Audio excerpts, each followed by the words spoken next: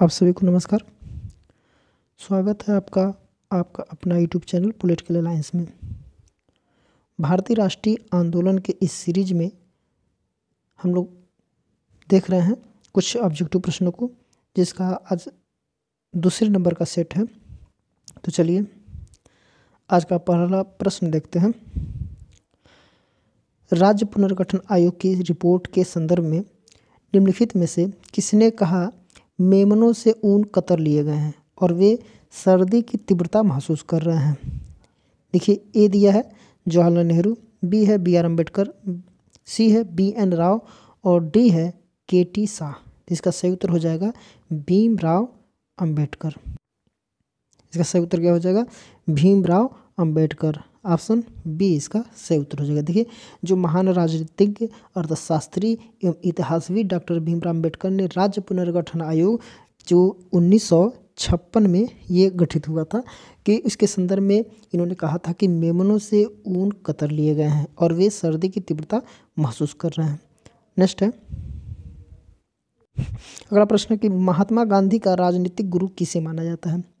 ए है तिलक, बी है गोखले, सी है दादा भाई नौरोजी और डी है इनमें से कोई नहीं। तो इसका सही उत्तर हो जाएगा ऑप्शन बी गोखले। देखिए, सर्वप्रथम गोखले को गांधी जी की मुलाकात वर्ष 1896 में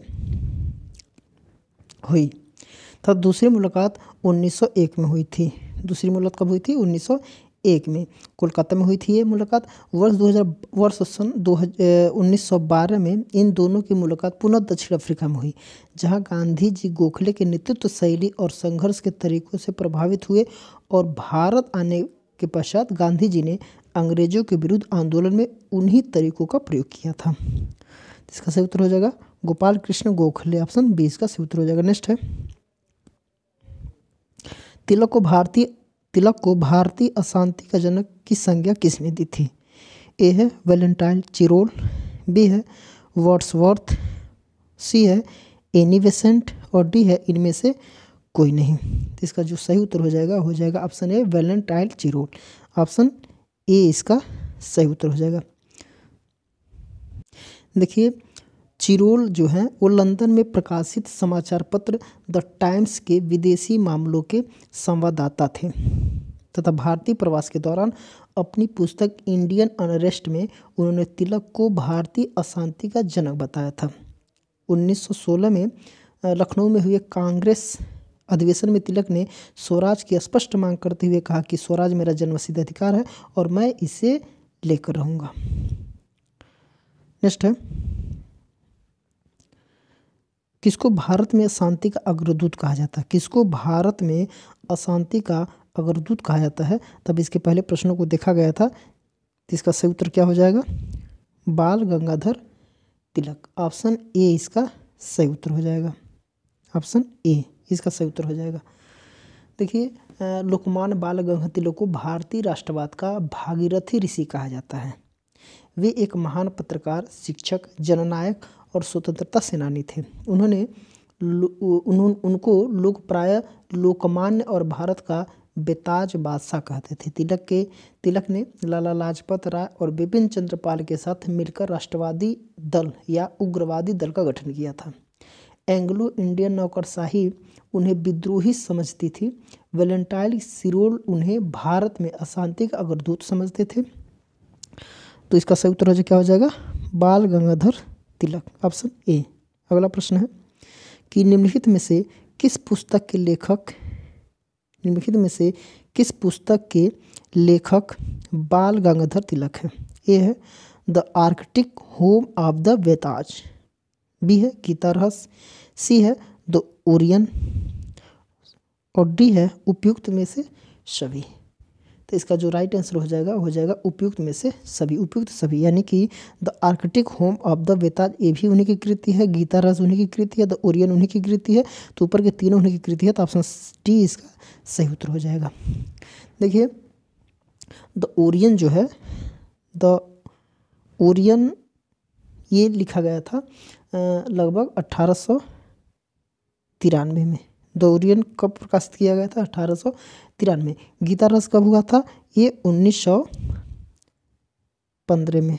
गीता रस कब लिखा गया था? 1915 में। और जो the Arctic home in the बेताल, ये 1903 में, ये 1903 में प्रकाशित हुआ था। नेक्स्ट है, अगला प्रश्न है कि गोपाल कृष्ण गोखले किस वर्ष अखिल भारतीय कांग्रेस समिति के अध्यक्ष बने थे? कब बने थे? तो इसका सही उत्तर हो जाएगा, देखिए 1897 दिया है, 1905 दिया है, 1907, 1912। तो इसका सही उत्तर हो जाएगा 1905 में। ऑप्शन बी इसका सही उत्तर हो जाएगा। देखिए गोपाल कृष्ण गोखले 1905 में बनारस कांग्रेस समिति के अध्यक्ष बने। कांग्रेस के सभापति के हैसियत से उन्होंने बहिष्कार का समर्थन किया, किंतु कहा कि उनका समर्थन तभी करना चाहिए जब कोई दूसरा विकल्प न हो। नेक्स्ट है, समता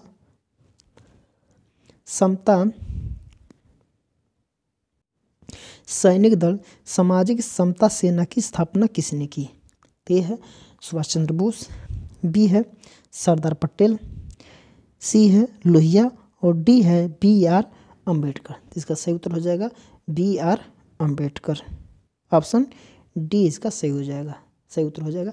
देखिए 1927 में लगभग, देखिए 1927 में भीम अम्बेडकर द्वारा की गई थी इस तरीके। इसका उद्देश्य क्या था कि समाज में दलितों के विरुद्ध हो रहे भेदभाव और उत्पीड़न के खिलाफ दलित समुदाय को जागरूक करना था।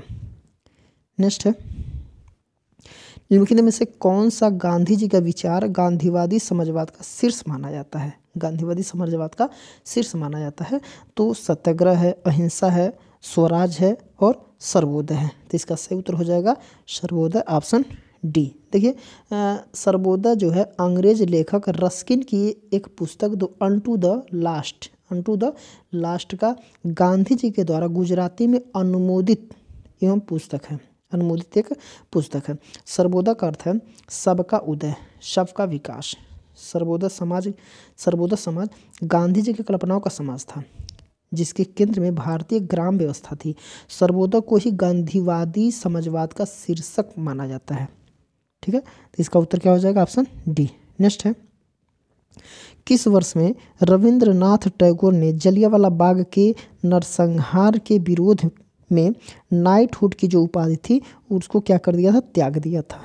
कब त्यागा था? तो ये है 1919, बी है 1924, सी है 1935 और डी है 1937। इसका सही उत्तर हो जाएगा 1919। ऑप्शन ए इसका सही उत्तर हो जाएगा। नेक्स्ट है, निम्नलिखित में से काल क्रमानुसार व्यवस्थित करें। ए है जलियांवाला बाग नरसंहार, बी है हंटर समिति द्वारा रिपोर्ट प्रस्तुतिकरण, फिर सी है चौरी चौरा कांड और डी है स्वराज पार्टी की स्थापना। देखिए पहले इसके सन को देखना पड़ेगा क्योंकि जलियांवाला हत्याकांड जो हुआ था 13 अप्रैल 1919 में, 13 अप्रैल 1919 में। कब हुआ था? 1919 में हुआ था। हंटर समिति द्वारा रिपोर्ट प्रस्तुतिकरण कब किया गया था? ये किया गया था 26 मई 1920 में, ये 26 मई 1920 में। और चौरी चौरा कांड कब हुआ था? तो ये हुआ था 5 फरवरी 1922 में, 5 फरवरी 1922 में। और स्वराज पार्टी की स्थापना कब हुई थी? 9 जनवरी 1923। ये कब हुआ था? 9 जनवरी 1923।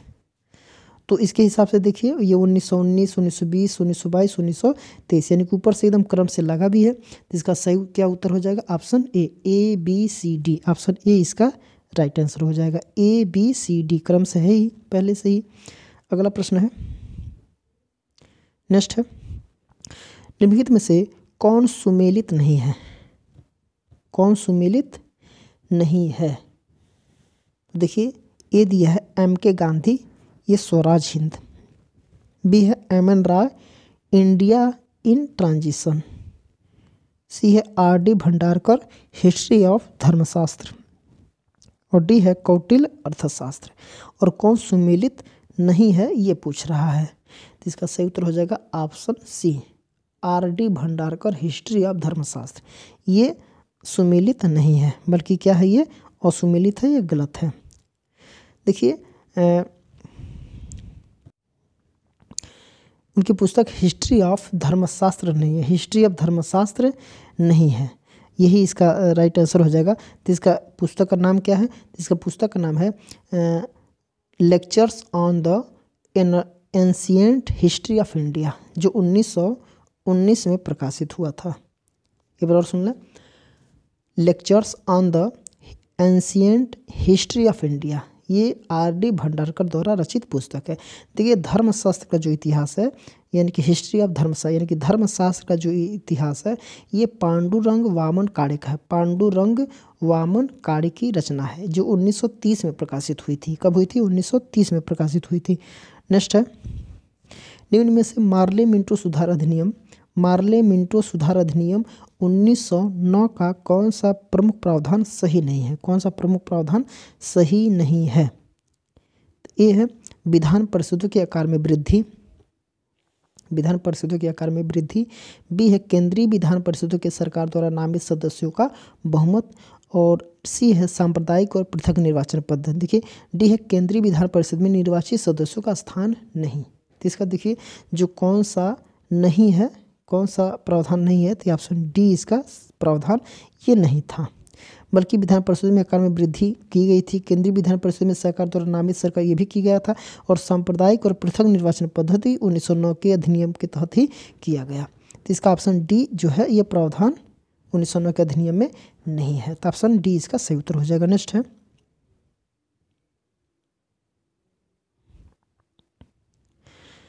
निम्नलिखित में से कौन सही सुमेलित नहीं है? निम्नलिखित में से कौन सही सुमेलित नहीं है? देखिए दिया है कि Mark Shepard, Gandhi today, Raja Mohan Gandhi, the good boatman, Rajni Kothari, state against democracy, state against democracy. D है Johan Galtung, long walk of peace. तो देखिए इसका जो उत्तर हो जाएगा कौन सुमेलित नहीं है, तो ऑप्शन डी जोहान गाल्टुंग जो है, इनकी जो ये लॉन्ग वॉक ऑफ पीस है ये सही सुमेलित नहीं है। तो ऑप्शन डी इसका सही उत्तर हो जाएगा।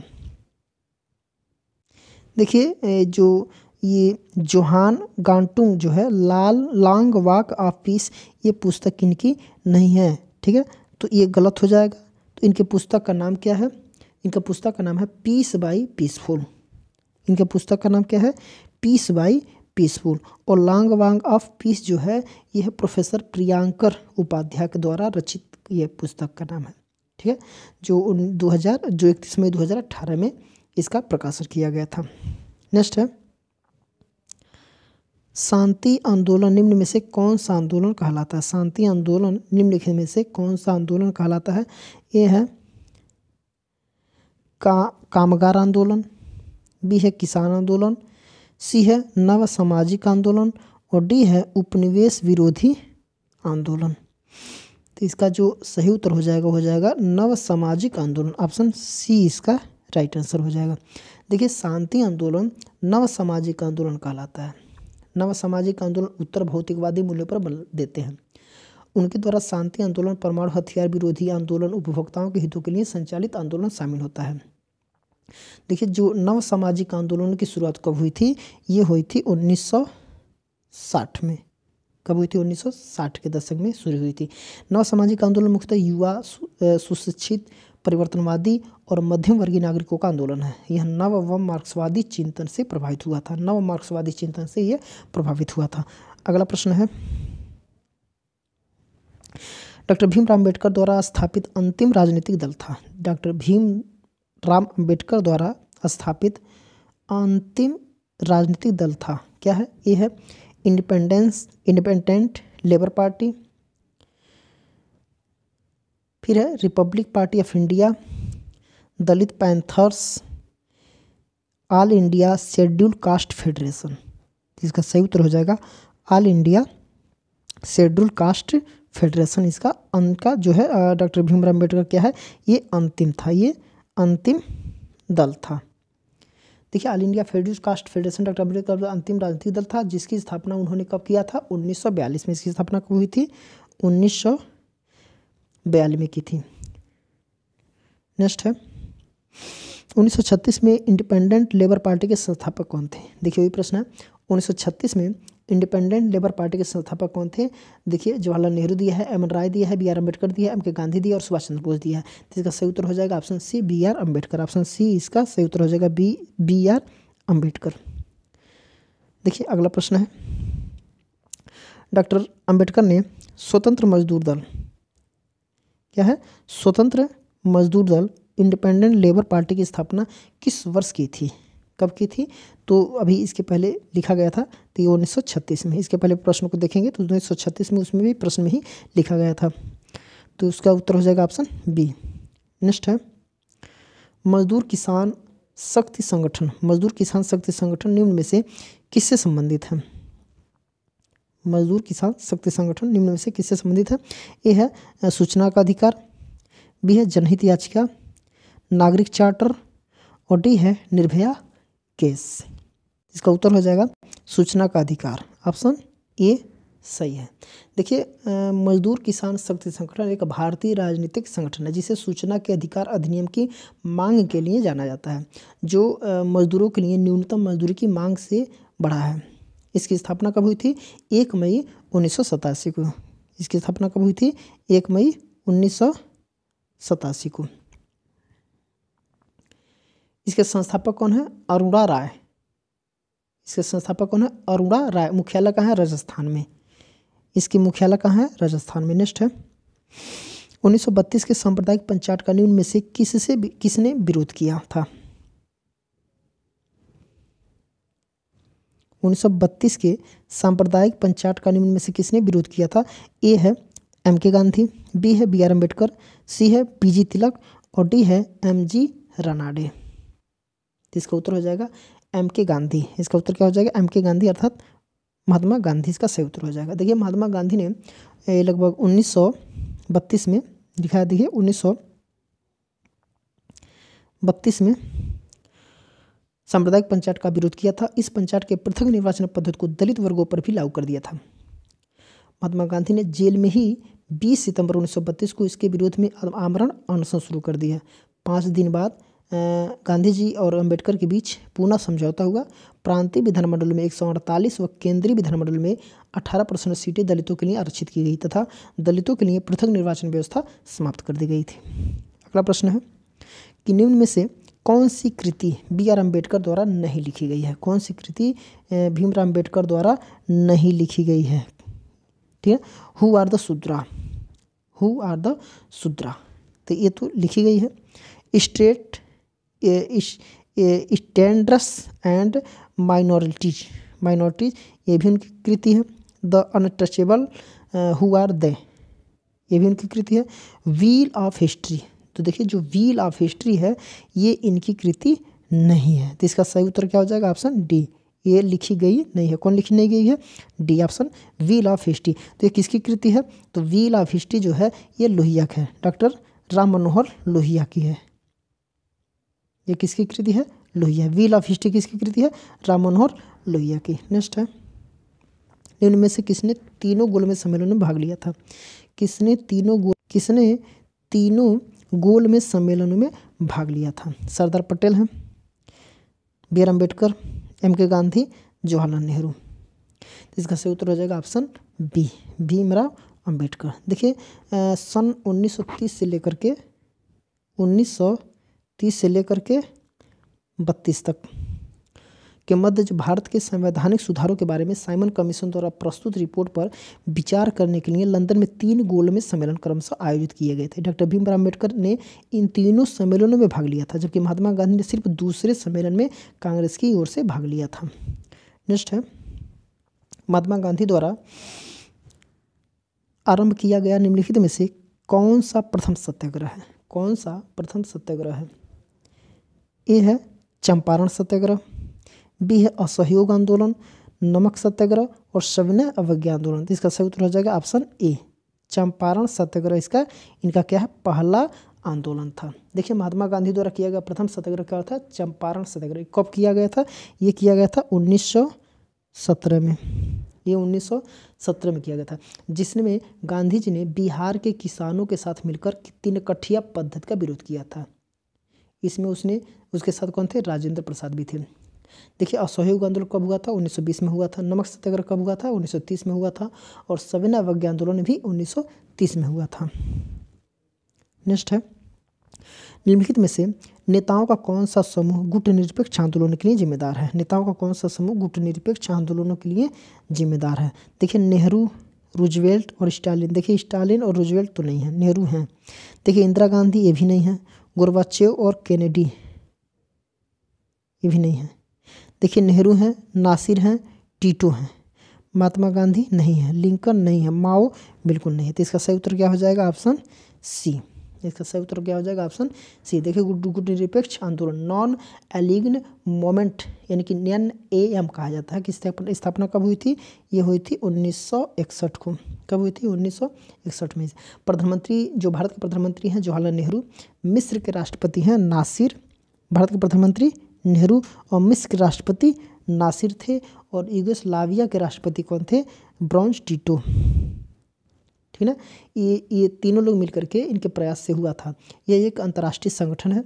इसका गठन शीत युद्ध के उस दौर से हुआ था जब विश्व अधिकांश देश संयुक्त राज्य अमेरिका का तथा सोवियत संघ रूस के 2 खेमे में बटा हुआ था। इस संगठन के सदस्यों ने किसी गुट में शामिल न होकर के स्वयं को क्या रखा? तटस्थ रखा अपने आप में। तो जो गुटनिरपेक्ष आंदोलन के सदस्य थे, ये स्वयं को अपने आप में तटस्थ रखा, किसी गुट में सम्मिलित नहीं हुए। तो ऑप्शन सी इसका राइट आंसर हो जाएगा, नेहरू, नासिर, टीटो। नेक्स्ट है, 1947 में बने नेहरू की सरकार के कानून मंत्री थे। कौन है? मोहम्मद अली जिन्ना, बलदेव सिंह, लियाकत अली, BR अम्बेडकर। तो इसका सही उत्तर हो जाएगा ऑप्शन डी। कानून मंत्री कौन थे? भीमराव अम्बेडकर। देखिए 1947 में गठित नेहरू की सरकार में कानून मंत्री का पद जो है वो डॉक्टर भीमराव अम्बेडकर को दिया गया। इस सरकार में सरदार वल्लभ भाई पटेल को गृह मंत्री, बलदेव सिंह को रक्षा मंत्री, RK राजमुखम चेट्टी को वित्त मंत्री तथा अब्दुल कलाम आज़ाद को शिक्षा मंत्री बनाया गया था। डॉक्टर राजेंद्र प्रसाद खाद्य एवं कृषि मंत्री तथा जॉन मथाई रेलवे एवं परिवहन मंत्री नियुक्त किए गए थे। अगला प्रश्न है, सूरत में अंग्रेजों को व्यापारिक केंद्र स्थापित करने की अनुमति किस मुगल बादशाह ने दिया? देखिए जो सूरत में है वो अंग्रेजों को व्यापारिक केंद्र स्थापित करने का अनुमति किस मुगल बादशाह ने दिया था? तो बाबर है, जहांगीर है, अकबर है, हुमायूं है। तो इसका सही उत्तर हो जाएगा ऑप्शन बी, जहांगीर ने दिया था। ऑप्शन बी इसका उत्तर हो जाएगा, जहांगीर ने दिया। देखिए सन 1608 में जहांगीर ने सूरत के अंग्रेजों को व्यापारिक केंद्र स्थापित करने की अनुमति दी थी। उस समय सूरत मुगल साम्राज्य के विदेश व्यापार का प्रमुख केंद्र था। नेक्स्ट है,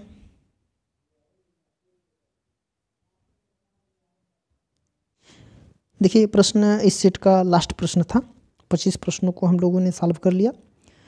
तो आज के लिए मात्र इतना ही रहेगा वीडियो में, और इसके आगे के प्रश्नों को हम लोग अगले वीडियो में देखेंगे। तो आप लोग इस वीडियो को लाइक कर दीजिएगा, सब्सक्राइब कर दीजिएगा और शेयर भी कर दीजिएगा।